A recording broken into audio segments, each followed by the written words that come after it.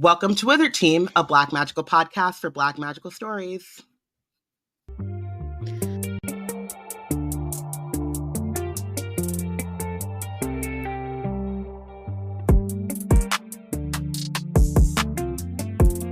Hi everyone, it's Bayana, Robyn, and Porshèa embarking on a journey through the many fantasy stories written by and about Black people. Today we are covering A Comb of Wishes by Lisa Stringfellow.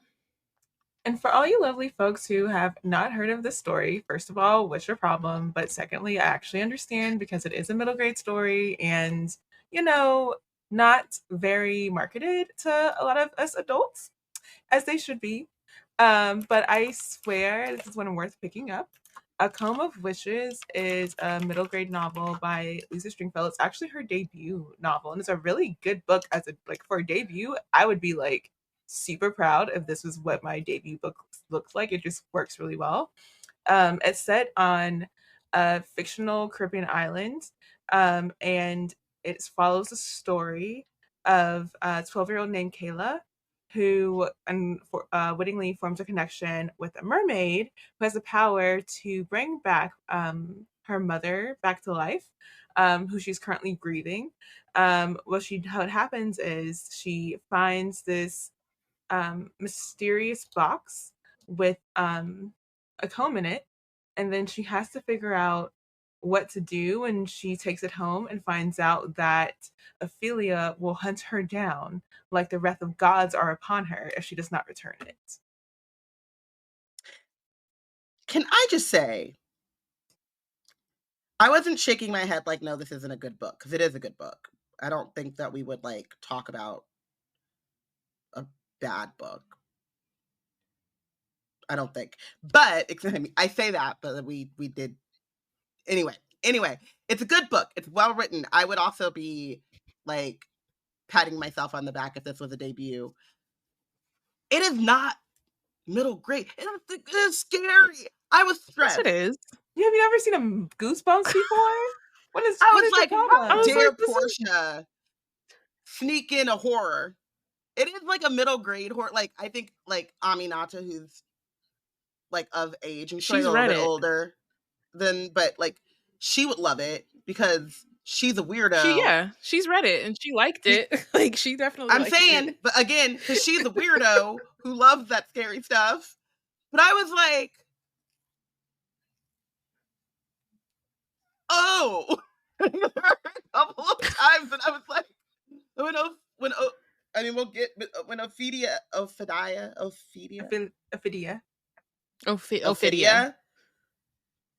slinks her behind in Kayla's home, and that was a horror film. Nah, that was pretty. It was masterful. I was like, ooh, look at this writing. Ooh, yes. But also, were you listening to it? I assume listening to it would make it. I did both. Mm-hmm. I had to do a little bit of, and then I felt bad because I put it on the speakers because I had to do a little bit of toddler swimming. I don't know why that's my job, but it is my job. But also that toddler insists on taking my personality traits. So she's like a little fish. She went swimming yesterday. She wanted to go swimming again today. And they were like, you swim. And I do. So that's what I was doing. And then I felt like a flashback of when I told a young and impressionable Bayana to read Twilight. I was like, oh no, I might be doing permanent damage. Luckily, Naya was a truth swimmer. She didn't care. She was talking. So that's why I was half listening to it, half trying to read it. But even when I was reading it, I was like, this is intense. Masterful writing. I'm like, that. It doesn't matter what age you are, you should have access to really well written works. And I'm the emotional tone of it. First off, it starts off kind of intense because Homegirl is it reminded me of Legendborn. Yeah, she's on the beach. She's trying to figure out her she's looking for sea glass, which is a pastime she had with her mother. And thinking about that is going through the intensity of her relationship with her mother being gone now. And then she comes upon this thing and she's with her friend, and her friend is warning her, like, hey, you shouldn't be going out there like that. And she's like, let's keep moving. And It things get worse. that moment where like it does. I feel like the way that it kind of like it doesn't jump you into the story immediately, but like it kind of like the action starts. And I think part of that makes sense because it's not like a super long read. So it kind of needs to start with the action kind of immediately.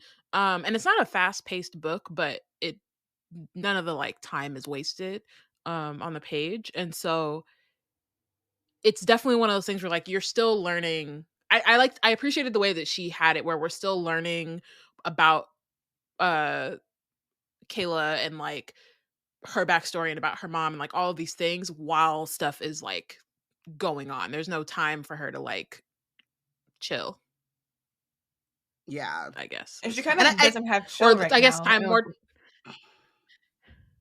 Yeah, and not necessarily time for her to chill in the sense of like it's just pain the whole time, but more like the action is happening and then the action's happening, you know? Yeah, Like like there's whenever always Robyn something was Yeah. next saying, to do.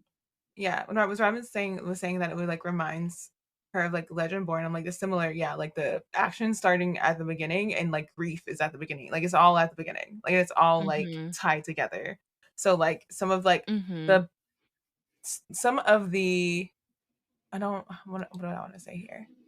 Some of the like urgency and impulsiveness that both Bree and Kayla show are like you can tell it's tied to them like trying to avoid their grief or like interacting with their grief, and then like the more the story goes on you understand how deeply that grief is affecting them and like why it's affecting them so deeply. Yeah.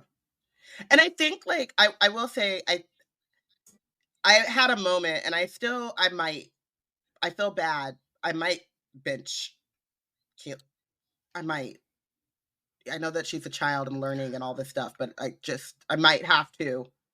I didn't because I felt like I shouldn't, but part of me wants to. Anyway, I felt like her getting the comb and like that was like very well done because she establishes like while this is happening, like she never collects seashells, right? Because her dad explains to her like the environmental like reasoning why you shouldn't, like all of the like um benefits of keeping shells where they are, which I was like, as I was reading it, I was like, oh shoot, I should stop collecting seashells. Mhm. And then she was saying about like, but she makes jewelry and she's like actually very like she's like selling it. She's got like a thriving little business on this small island. But she says about the sea glass that she collects in making her jewelry, like it's taking something that was like detritus and like then shaped into something beautiful by the ocean, but it didn't start there. So it's kind of like cleaning, like she's like also doing her part to kind of like clean up. Recycling Um kind of. Mhm. yeah. So she's reusing, recycling, but she's also like cleaning, helping to like purify the ocean and get a lot of like debris and waste. So I like that that happens right before she finds this thing because she does have a moment of like, I probably shouldn't be doing this, but like the magic of it is overpowering in a way that like I'm like, okay, I do understand. It's not like she just like stumbles upon the box and then picks it up and takes it home and does whatever. Like she Right. Something is hears, like definitely compelling her. yeah. And and I think that the way that that starts like kind of kicks off the story too is like, again, it's kind of reminiscent of Legendborn as well, of just like that moment in which Bree's like thinking about jumping off a cliff. But it feels like Kayla is not, I don't want to say like grappling with how to um or like grappling with what to do, but like she does feel like she's questioning a lot of like her choices, but is also kind of being run off, but is also kind of like running off of emotion, which I think is very much informed by her grief, I think. Does that make sense? Like, I don't know that if her, I mean, first off, we kind of know too that like if her mom was still alive, because her mom has only been passed for like 3 months. If her mom was still alive, she probably wouldn't have even been at the beach. She would have been probably like diving with her father or something. So we kind of already get the sense that like her routines have changed. And then she's just kind of like I said, like grappling with how like her choices, but like also her instincts. So I think that sets the tone for like a lot of her decision making in the book, and I think the way that Lisa Stringfellow wrote that was really brilliant. Also, why? Yeah, I like that. Like the box itself is like I love that. Like the anytime there's history involved in the story, I enjoy it. And so I enjoy that like her mother happens to have had a career where she was like part of the like historical society on the island. And so like her initial impulse like is to take it. She knows better than take it, but she takes it. And then after that she's like, well, I got to learn more about it and I know where to go. And so she goes directly to an expert. I'm like, because like I don't like as a kid, I don't think you would think that way unless you just like had like a really open relationship with like history and being in that space and finding that space like normal and like a place like you should seek answers from. So I really enjoyed that was like where she ended up like going, and I think it kind of like carried through thematically, like not only with the world building that we kind of get, and because like set on an island, and island culture is very like capsule like, because it's like a even though it's a place that's like only so big and only so many people can live, and there probably are a lot of like community like things, like there might maybe multiple communities, but they're overall it's one ecosystem community that people pretty much know together.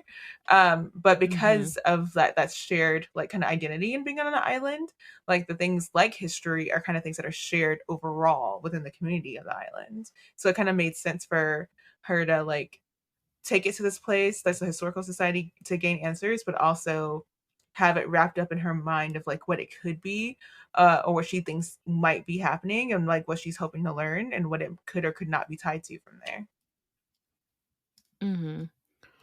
Yeah, and I really liked the way that like the history and like the folklore, like the and storytelling too. storytelling, like all of it was woven together, and like it all added, because like at the end of the day, like I mean, there are a couple of different things happening, but the story is a mystery in a sense. And so the ways that Kayla trying to learn more about the comb and then eventually trying to like find the comb, it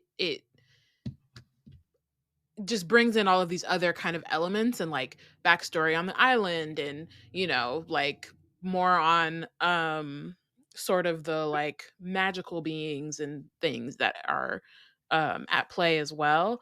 And yeah, I just feel like it was woven together really well, and it just kind of made you want to keep, okay, like, oh, okay, so then how does that fit in, you know what I mean? Like it just kind of like comes together in a way that I think is really cool. And I think like it's fictional, and so being able to, obviously like some of these things are taken from like real life, but being able to just kind of tailor it to this particular story, I think was really well done. I also wanted to just add that I really loved that she also held equal weight for the like oral storytelling and the like historical society like academia, because that's like, and her mother kind of straddles both lines, right? And I think that like like what Porshèa was saying about how when she wants to learn more, she's like, I know exactly where to go. She actually does go to both places. Like she goes to her best friend, is that her grandmother, I believe, and ask her to tell a story. I also love that they're not called mermaids or merwomen. They're called sea people, sea women. Sea folk. Yeah. And so she goes and like asks for an oral story there, and then also goes to kind of like the archives and like the university historical society to find even more information and historical facts about this comb and what's going on. So and she already kind of has an idea. Yeah. Like when she asks for the story, she already kind of has a suspicion. And so like it also kind of shows how, at least at her house, because of her mom's work, like she does have some like prior knowledge beforehand. It's more just like, okay, I need a refresher, or like I remember this one story, but maybe there's another one that may like can fit what I'm talking about more. You know what I mean? Or what I'm finding out or learning. Let's talk about why she knows though, because she like that's also into the horror kind of aspect of it. It's because Ophidia visits her in a dream and is like, Yeah. "You got my comb, like little girl, what's happening?" And so immediately, like, and it's like a jump scare because like she's like, "Oh, I gotta go find out what's happening with this. Like, what is it? Like, what did I just run into when I took this comb, this box out of the sea?" And I really like the lore of like why the comb means so much to Ophidia is like so nuanced, because you get like one answer of why And it means horror. so much to her, like midway through the book, and then towards the end you learn even deeper, and you get like little crumbs about like, oh, there's an initial on the comb. It could be, it's not like it didn't originate in the sea, originated from humans, like things like that throughout the story, but it's not till the end that you actually recognize like, oh, like there's a deeper, like even though there's like one immediate connection, like why she wants her comb back, there's an even deeper and deeper component to it. So I really enjoyed how this like it kept unfolding all the way to the end. There wasn't like one complete answer until you got to the end. Yeah. Should we go into more of a deep dive of like the theme, like grief and the role that it plays? Because one of the things that I thought was very interesting is how grief shows up in her relationships. And the kind of like unspoken but spoken, like Lissy is her best friend and she's like, did I do something wrong? You know? And then it's just like not going away in a way that I feel like they're 12, right? Like 12, 11 or 12. I think so. I think it plays into also the fact that this is like set on an island. And so like you said, it's a close-knit community, it's a small community. But I feel like Lissy seems like a very sensitive person. And even though she knows that like Keely's going through something and she wants to give her like space and stuff, she also is like fighting kind of that rejection feeling. And I like that Keely feels guilt, but also has to like kind of like fight against her instincts to like change how she's engaging. And in doing so, like finds herself in this predicament because she wouldn't have actually, if she would have gone diving with her father, she wouldn't have been on the beach, right? If she wouldn't have felt bad about kind of avoiding Lissy, I don't know, I just messed up her name, Lissy, they wouldn't have walked to that cove, right? Where she then heard the thing and then climbed up. And so I just like how like intertwined all of those things are. And I think it's written in a very smooth way in which you kind of you're in her head as she's like grappling kind of with these things. And so I thought that like, and you know, we are deep into the Legendborn cycle. Cipher BT. That's Yeah. I was gonna say that's I think Daniel Jose Oh, Older. right. One of his things is called a cipher or series. Yeah, but I think that it just was really it was really well written, and it was written in a way that like I think I don't know. I just really want to like I shout out to like authors who know how to write. I feel like it was written in a way that was very appropriate for middle grade and still like emotionally resonant for whoever is reading it. And in like kind of again comparing it to like how grief is written in Legendborn and Bloodmarked, like you can just see like the target audiences, but it still hits. So. It was honestly reading it because I read the book before, but I had like I like kind of remembered the plot, but not like deeply. So, reading it this time while we're also like reading Legendborn, I was just like, oh, this is very similar in a lot of ways. Which was just kind of like interesting to just see those like parallels. In that sense, like particularly. And I think in Kayla's like like in her recklessness, Girl. she's definitely like, oh, we're just doing it. Let's go. We're like doing it live. Ooh, girl. She be getting she be getting lucky. There's a the like climax. I don't even know if it's the climax. It's not really even like the climax, like the last third. Whatever. She makes like 4 decisions back to back to back, in which I was like, I'm gonna have to bench you. They worked out. They work out. But good God, Gord. Nah, they're wild. Moogly. And I'm like, I know that you're a child, but yeah. Speaking of like not having any grace for a child, Ophidia definitely is like these little. I know she's a little human, but she's a human, so I'm going hard like ham. Like I'm not holding back because this is a child. Like F that the whole way through, and I really enjoyed it. And I really enjoyed that her way of functioning is like through horror. Like she just doesn't think any other way. Like it's absolutely full frontal. Like everything is happening at once.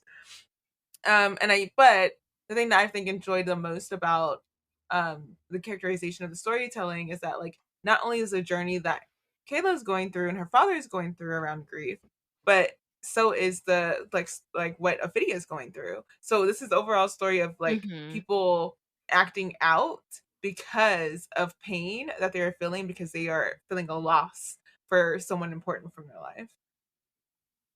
I have to say too, just like kind of going into her as a fuck them kids type villain, is like when she realizes that the comb is missing, she makes a point of being, and like she's like it is exposition of like, I'm gonna have to, you know, someone has gotten it, I'm gonna have to grant a wish. And she says like, I hope it's not a kid because their wishes be wild and like and they don't know and they're full of emotion, but also a girl like a C woman got to do what I'm gonna do what I'm gonna do. And then like stands on she's business. I mean, I would say 10 toes down, but like 2 fins down. I don't know how many fins she got, but like she said, "Oh, that girl is grieving. All right. Oh, okay." She better give me my comb back. I see the comb hasn't landed back in the sea yet. Oh, yeah. I'm coming through like the worst kind of loan shark. Like, talk about sharks. they ain't thought about me. They ain't seen me. No, for real. She gave her what, like 2-3 warnings too. She was like, I've look, been very nice. I'm gonna leave some signs, but you're running that no time warning. I said, ooh, we in danger, girl. I mean, you knew we was in danger before, but woo. Definitely in danger. And I really appreciated the like nuance of Ophidia. Like, I remember reading it the first time and being like, oh, okay, she's gonna, like, this is clearly the bad guy. And then as it goes on, it's like, oh, okay, it's like much more complicated, much deeper than that. And just like the way it resolves, I feel like is really empathetic on both sides, which I felt was really cool. It's not just like super one-dimensional or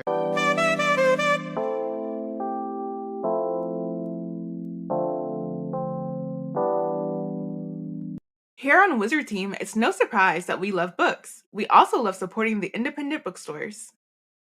With our bookshop affiliate link, you can not only get all the books on your TBR, but you can support indie bookstores and B&C at the same time. And if you're not sure what you want, that ain't no problem. Check out our The Plot Thickens list full of recommendations from none other than Porshèa herself. Head to www.bookshop.org/shop/BlackNerdsCreate to treat your shelves. Treat your shelves! Oh, that's nice. That's clever. Oh my goodness. That's clever. We're so done with New Year, New You. This year, it's more you on Bumble. More of you shamelessly sending playlists, especially that one filled with show tunes. More of you finding Geminis because you know you always like them. More of you dating with intention because you know what you want. And you know what? We love that for you. Someone else will too. Be more you this year and find them on Bumble.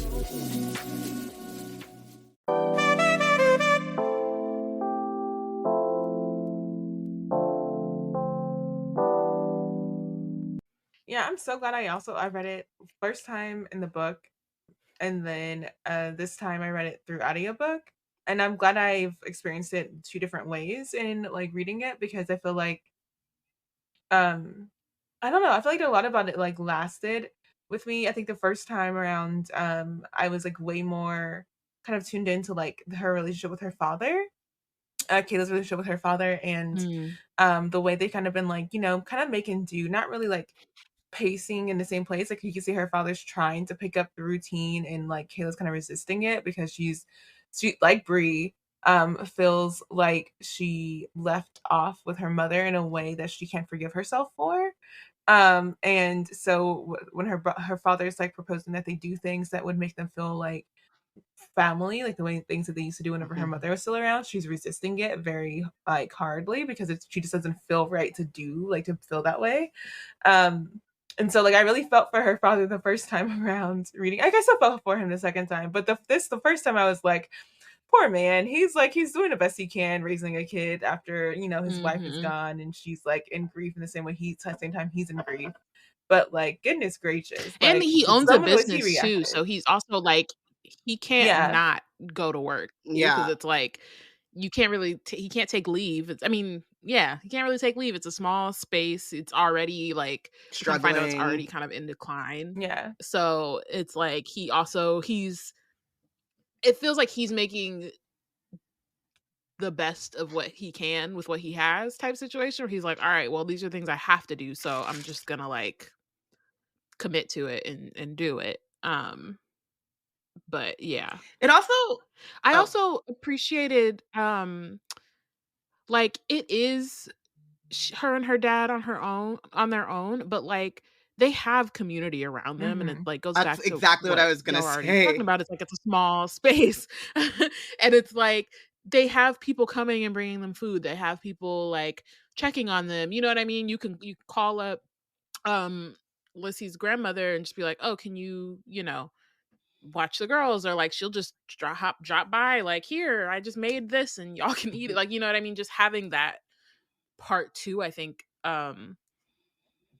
was cool, because it like while Kayla's like trying to isolate herself, it's also very clear that it's like not 100% possible. Mhm. Like no one's really gonna let her. Yeah. And there is a sense,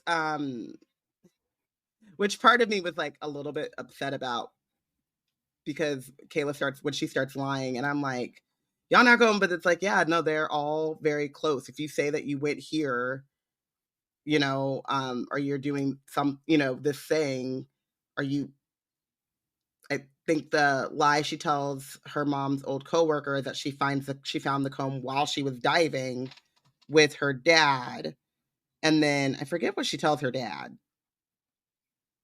does she just come clean with the truth then? I'm not sure. But like, I'm like, no, y'all need to be asking this. You need to be, you know, in the face. But like, they don't know that she's getting threatened by it's like even that one point the dad, like when the "you're out of time" threat comes in, he's like, I would think this is crocodiles, but we don't get those here, so I don't really know what kind of wild animal this is. And I was like, you need to be asking more. Even in the end, whenever like she's coming clean to everyone about like what happened, like he's so resistant to the idea that like magic is involved, and I'm like, sir, it's like, look, you just gotta go ahead and let it be. I mean, I get it. I feel like honestly, it is realistic in the sense of like it's realistic, but it also feels like everybody else has got on board. Like, you're the only get one it together. But I also think it's going on. It's like worth noting that like it was the two men in the story that were the ones who were the most resistant until like they had to be like kind of like pulled in, and like one of them got really pulled into like accepting. Pulled in. Ooh wee. Ain't that a word? If that is not the word of the day. Learn the hard way. Yeah, it's also, I think like it made sense for her dad to be resistant too, because she's like, the way that she explains it, she's like, mom died. And while her mother, like, she's like telling her mother and her father. So he's like, nah. But then it kind of reminded me of Buffy, where like they pulled her out of heaven, and she was like, yeah, no, it was great there. and it's really, you know, so like the mom is more like, oh, that makes a lot of sense, because I'm feeling very, I don't belong. She's like having like withdrawal, basically. Yeah, and she's having dreams that she doesn't really understand, and you know, she's like depressed and stuff, and so it's much easier for her. But her father doesn't remember, and it's really funny. I liked that bit of magic too, that like for Kendi, all of this, like, she is fully cognizant of everything. It's not like she wakes up and her mom is there and she doesn't remember anything. And it feels like for everyone else, the 3 months has happened just with the mother going to work and nothing like changing on that front. Cause it like, she's kind of inserted. Yeah, she's just inserted, but like there's still that kind of distance between Kendi and Lithie. They're still, you know, struggling with her father's shop and stuff like that. And so, and she didn't go, they're not diving, right? So like, or she didn't go diving that day. Right. I mean, it was storming.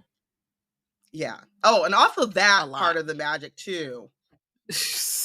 Girl. Now, why am I in it? Ophidia was playing no games. She played 0 games. She said, I'm look, like, I will drown this place. We can't have a monsoon just over the dive shop. Like, why do I ain't do nothing, ma'am. I just had the misfortune of living on this island. Kids want to mess with protected land. Look, she's not part of Mother Nature for no reason. She's gonna call them all the dogs. That was the other thing that made me feel like, no, the government knows. They have like a treaty with the sea people. They know magic exists because these laws are strict. Yeah. Don't be taking nothing out the ocean. Yeah. They're like, as soon as you get it, you give it to us. Mm-hmm. Immediately. But that's the thing, is that like, do they actually have a treaty with the people? Because like they put it in a closed case in their archives or in the like display. They're not giving it back. So what treaty would they have where the people are like, oh yeah, you can have it once you find it? If you're the government only, not if you're a person on your own, just if you're government. I don't know. I feel like it's like, yeah, it's I don't know. But I just feel like they are like, we don't want it. But since you done went around messing with shit, we gonna lock it up. And then probably once people forget about it, they go to the, hey, Mr. Mrs. C, because the C is its own character. Mr. Mr. Mrs. C. The Ocean. monarchs of the sea. I can't, is it Mix? MX? Mix Ocean. We let it die down now. Nobody's gonna notice. Here's this back.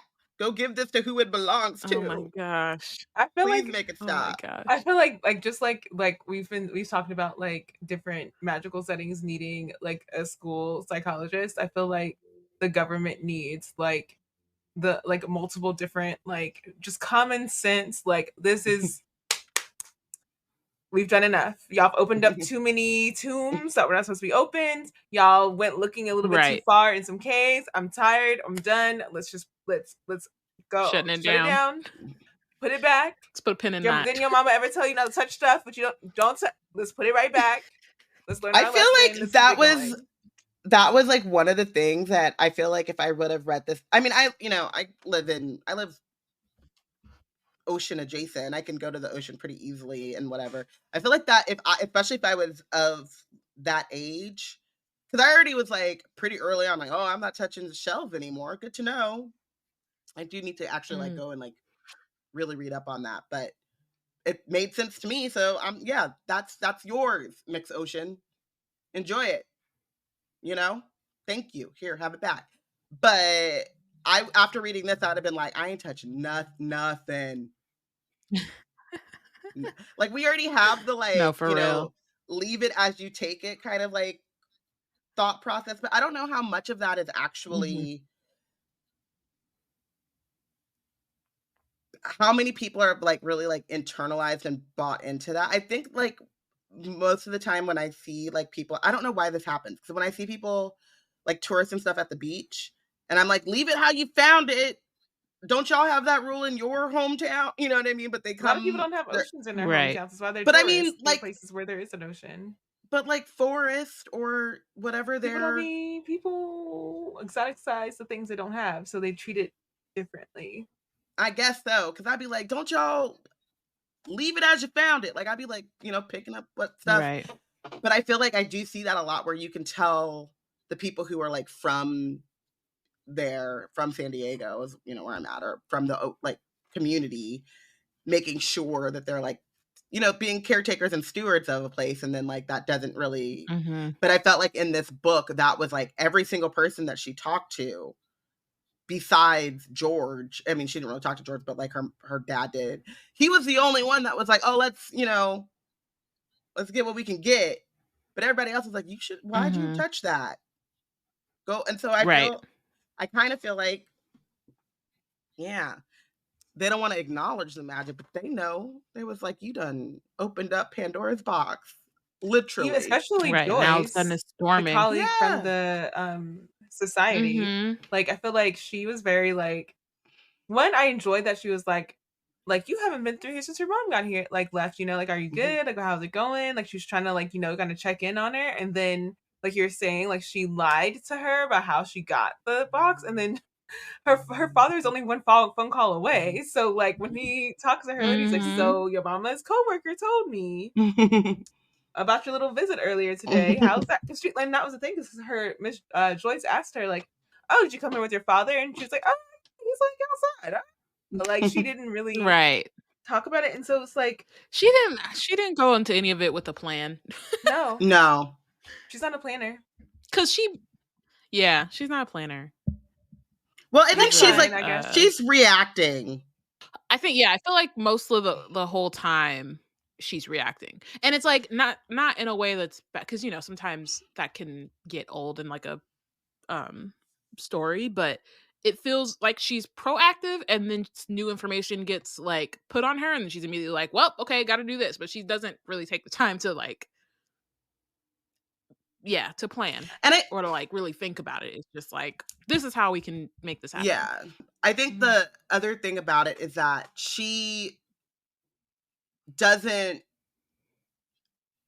plan to not return. Like she does like everything, like she's following directions really for her wish, and then something goes wrong.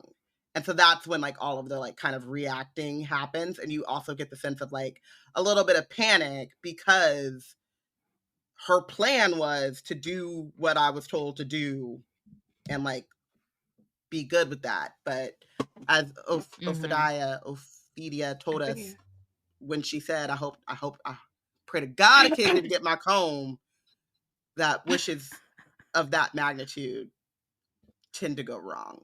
So I feel like Mix Ocean was like, oh, when she's combing the water, was like, what did you wish?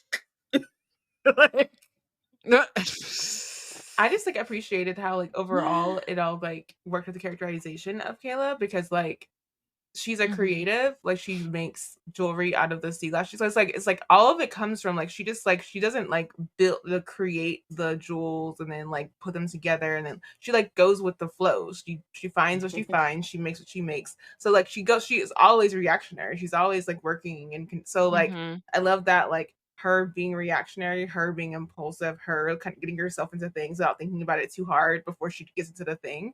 It just like it all works her overall character arc of her being the kind of person that's like, I'm a creative, I improvise, and it's like, right, creative and plan. But I see you don't have time for that right now. I see that you're definitely going with the storm. Yeah. It's like she goes with the flow, but things are thundering. So she's like, all right. She met her match in Ophelia, basically. Like Ophelia was like, oh, you go with the flow, do you? Here's some flow. Like it's Ophelia said, I don't know much about humans, but I've seen that Rihanna bitch better have my money, and that resonated with me. Pay me what you owe me. Island gal. Island gal. That's what I'm saying. She said, don't act like you forgot. Oh my gosh. Ooh. Yeah, she was extremely ready. She wasn't even trying to do all that. She was definitely like, but I will. But if I have to. Me. Yeah. She's like, I'm not well, she didn't say I'm not a killer, because I feel like the way she moves, she definitely has killed before. Oh yeah. Oh, 100%. But it's people messing with her. But she don't go looking for it. Won't be none. She don't. Exactly. No, she's not a serial killer like on purpose. She's like a Dexter, if you will. She's not even a Dexter. She's not even looking for the people. She just happens upon people who try her, and they have to get got. And I can respect. I can respect someone. Yeah, I can respect it. I can respect that. Yeah, and I like we've talked about the ocean, but I do appreciate that the ocean is like a character in the book.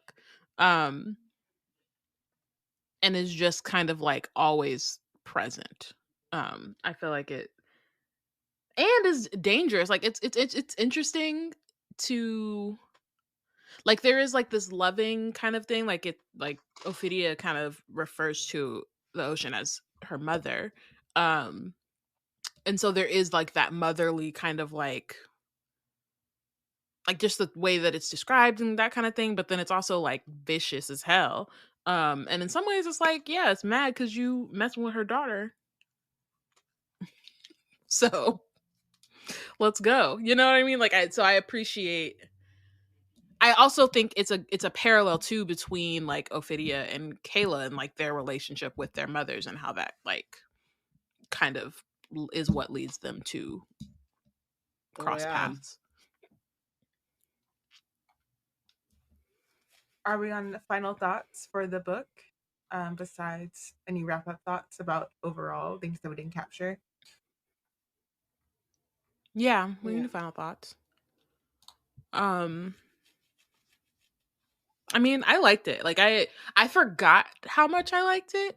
Like because you know we just be reading books, so they and but like yeah, reading it again this time, I was like, oh yeah, because it is fun. Like it is definitely dark. It definitely is like middle grade horror leaning, but it is also fun. Like there's hijinks is like maybe the best word to put it. Like there's just certain moments where you're just like, it's like giving Scooby-Doo a little bit. And so that part makes it fun, and it's like, yeah, super middle grade. It's like it makes a lot of sense for the target audience. Yeah. And makes it a fun read, even though there are like parts of it that you're like, ooh, that was kind of dark or a little scary. All right, speaking of like that was a little scary, that was a little dark. We've talked about like the ocean and like Ophidia, like we've kind of, because we're not trying to spoil too much, but we've kind of like talked a little bit about how Ophidia like moves within the world in a way that like is like very like lashing back. And I enjoy the way that like her magic's not limited just being ocean magic, because she also shows like mirror magic at some point. And I'm like, so any reflective surface, like so like water and reflective surfaces are like kind of tied in this, and like I'm like, is it in the part of like the folklore as well? Like if you were from this island, you would like kind of like know that like you need to be careful around reflective surfaces because water and like reflective surfaces are linked. Because and that was really cool to me. I was like, ooh, okay, like I like whenever like the that was magic when I was like really on board with Keela, because she was like, I'm stopping. She said, nope. No. Absolutely. She said, I got the message. I don't need you to call again. Nope. Right. She was like bugaboo. Ooh. Mm-mm. No thanks. I didn't think about that. Thanks so much, Porshèa. That will be haunting my dreams. I try, you know, horror is just very fun for me. I just thought she magic, but like, yeah, the reflect. Oh. Yeah. Ooh. I will say, as much as I was like, this is unnecessarily terrifying, I don't think it was unnecessarily terrifying. It was a really fun read, and it was, I think, able to continue to be fun. But there were also some really like poignant, and there's a moment in which, like towards the end, Miss Ennis is like telling Keela to go explain, like tell her parents, like go fess up to the whole thing. Miss Ennis is Lissy's grandmother. I don't know if we've said that, but yeah. Yeah. So Lissy's grandmother, the storyteller that we talked about, is like, you need to go tell the truth to your family, like the whole truth. And Keela's like, they're not really going to believe me. And she's like, you need to speak the truth to them and to yourself. And I thought that was like really powerful, because at the like what Keela comes away with too, with some of that like being very truthful, is like she felt really alone without her mom, but she was never alone. And like we were talking about, like everyone that was still there for her, she still had her father. Her father loved her.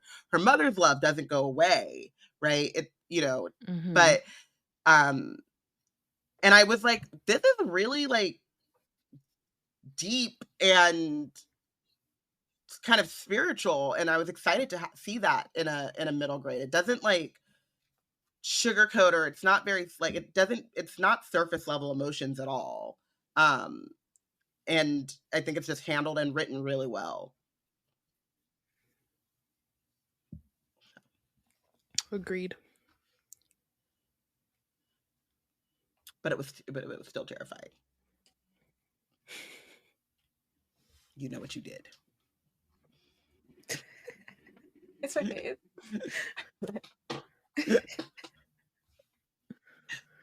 But also think that because Bayana was like, I was like, oh, what if we do A Come of Wishes? Because the author has a book coming out in August, and it's not tied to this story at all. It's a whole separate universe. And Bayana was like, yeah, bet. And I was like, and it's short, and we can just like knock this out. And Bayana was like, yep, bet. And I'm like, haha, another horror. I gotta read. I didn't think of it more in that way. Like, not that it was like, I didn't think of it as being horror until I reread it, and I was like, oh, right. I gotta read with more intention. Like, the next time we are picking a book, this is this is the last one on the list that like I could sneak horror in, because like all the other ones you can definitely tell is horror. This is like the last time she got me, she was like, it's a Jane Eyre retelling. It is. You love Jane Eyre. It's like it's a far remix, but yeah, it's inspired by Jane Eyre. Inspired by. I'm not doing it. No mo.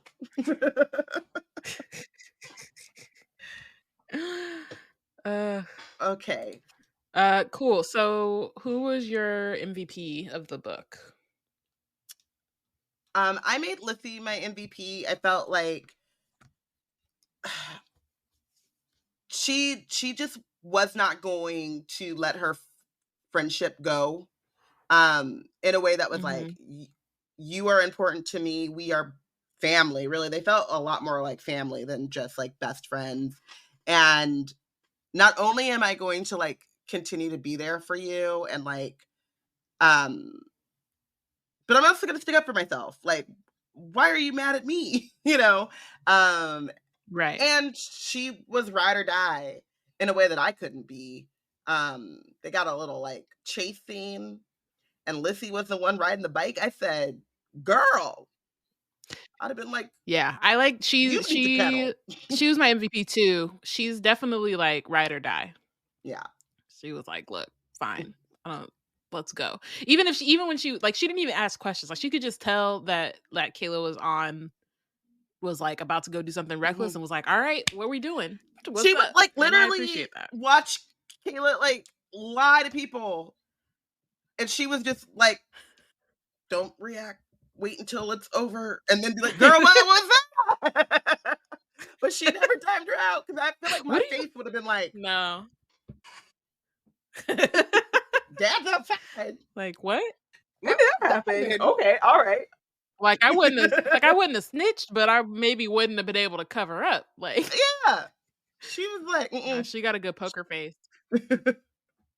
I appreciated whenever like Kayla was like, okay, I can't stick around for like what Miss Ennis says I need to do. I'm gonna pop out this window real quick. And then Lissy was already outside. She was like, oh, what's up? Like, we're out, right? Where we going? That was hilarious to me. She was like, because like Kayla was like, oh, I gotta sneak out, I gotta leave them both behind. And like she turns around. There's Lissy already prepared. Already knows her friend that well. I was already like, I was already here because I knew you was not about to sit here and let this happen. I see you. Right. She's like, so are we to the bus or? No, and I also say this, like I didn't MVP Lissy, but I see why. Lissy is also MVP, but I appreciated that with Lissy. So we're talking about Kayla knowing where to go, and she had needed questions answered. Lissy knew to like navigate transpo in a way that like Kayla did not. And I'm like, how would Kayla have gotten around? Anyways, it was so cute that they both have like they know who to trust for answers when they need to get answers. I should like, like honorary MVP to Lisa Stringfellow because this was just well written and I really enjoy like rereading the book and reading it the first time. I really enjoyed it. It's like one of my like top tier middle grades, I think.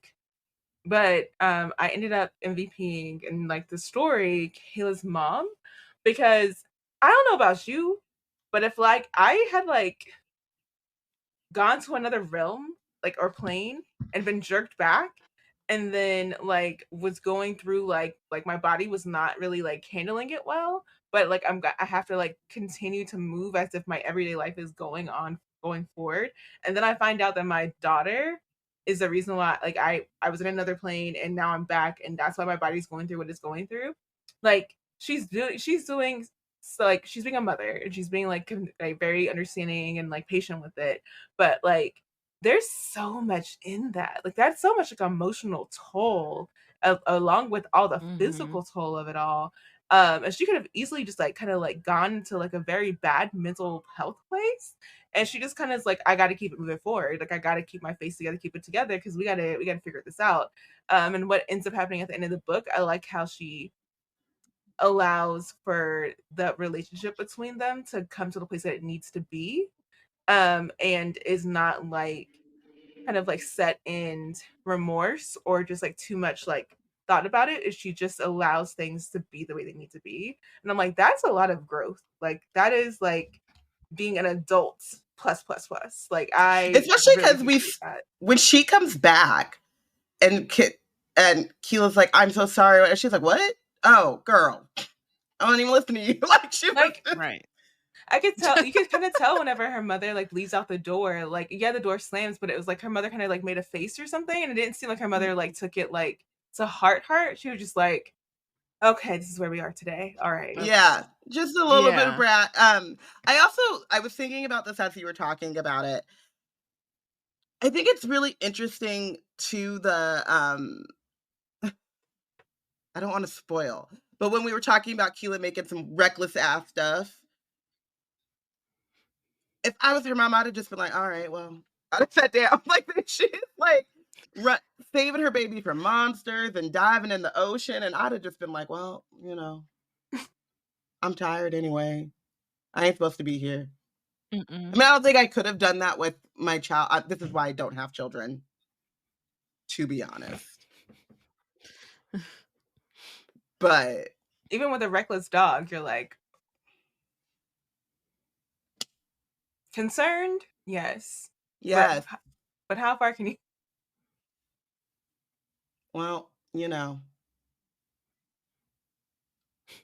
she gonna do what she wanted. I'm not gonna let her die. But I've told her numerous times, if she keep messing with them crows, she is on her own.